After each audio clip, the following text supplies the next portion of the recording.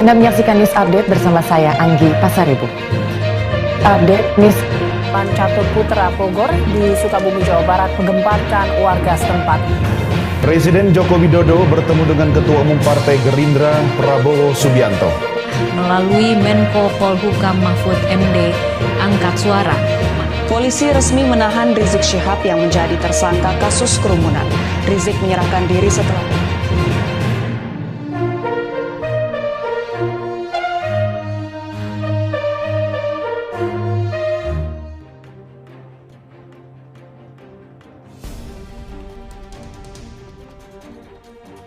AKBP Era akui tangkap 4 OPM anak buah Joni Botak. Satgas Nemangkawi menangkap 4 orang yang diduga anggota kelompok kriminal bersenjata atau KKB atau OPM Papua. Pimpinan Joni Botak yakni berinisial TJ, TJJ, dan EK. Pada hari Sabtu tanggal 13 Maret 2021 pukul 11.58 waktu Indonesia Timur, bertempat di Jalan Trans Papua Mimika Nabire telah diamankan 4 orang pasukan KKB, kata Kapolres Mimika AKBP Igusti Era Adinata dalam keterangan yang diterima Antara pada Rabu. Penangkapan ini bermula ketika tim Satgas Gakum Timika meninggalkan posko Gakum Timika menuju Kali Pindah-Pindah, Distrik Iwaka untuk melakukan hunting terhadap target penyuplai makanan untuk KKB Joni Botak. Di sekitar Kali Pindah-Pindah terdeteksi salah satu target yang diketahui merupakan salah satu penembak dari KKB Kali Kopi. AE yang kemudian diyakini berada dalam sebuah kendaraan Toyota Avanza warna putih melintas dan melaju dari arah kota Timika ke arah PT PAL, ujarnya. Selanjutnya tim melakukan pembuntutan dan berhasil menghadang kendaraan tersebut dan mengamankan 4 orang yang berada di dalam kendaraan. Selanjutnya dibawa ke posko Gakum Nemangkawi, wilayah Timika untuk dilakukan pemeriksaan. Dalam penangkapan itu, petugas mengamankan sejumlah barang bukti, di antaranya 4 handphone dan dokumen-dokumen TPNPN OPM.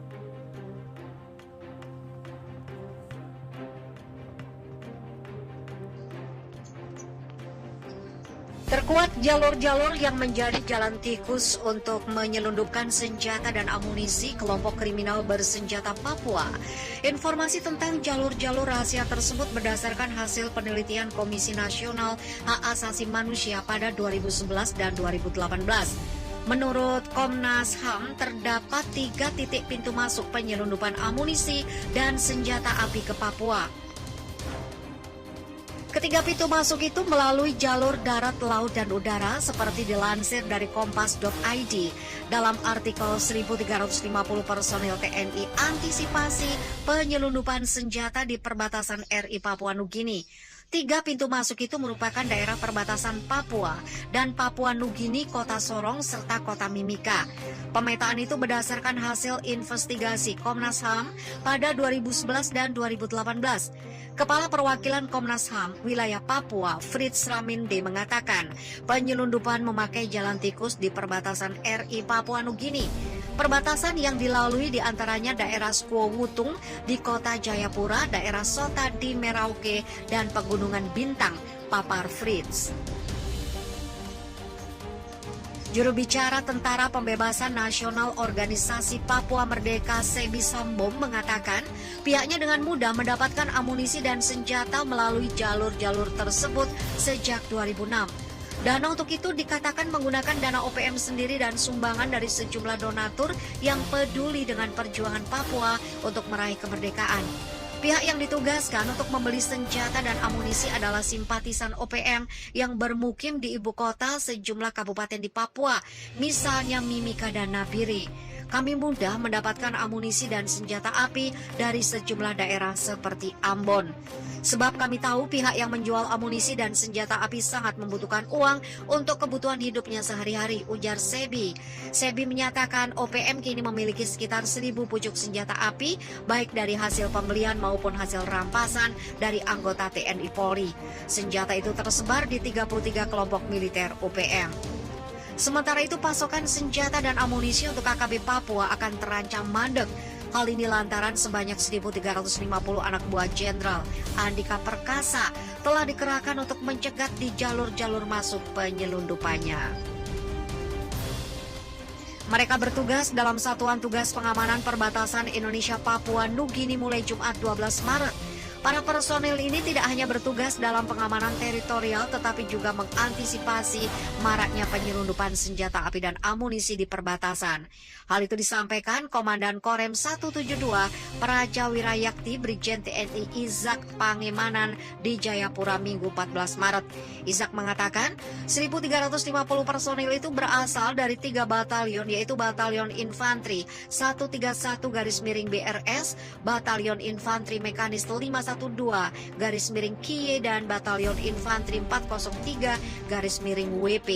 3 batalion ini bertugas di 3 daerah Papua yang berbatasan dengan Papua Nugini, antara lain Kota Jayapura, Kabupaten Kerom, dan Kabupaten Pegunungan Bintang.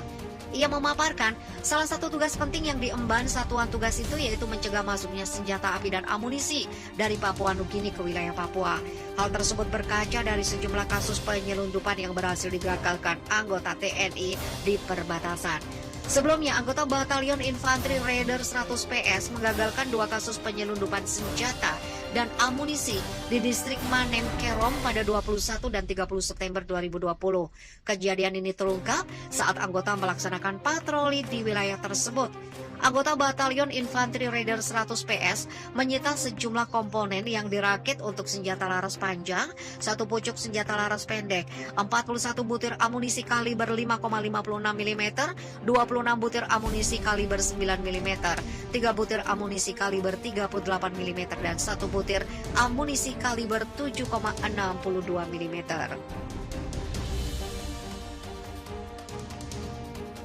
Ia menuturkan dari kasus di Kerom terungkap modus pelaku tidak membawa senjata dalam kondisi utuh. Namun pelaku menyiasati dengan membawa sejumlah komponen senjata api dalam beberapa kali perjalanan.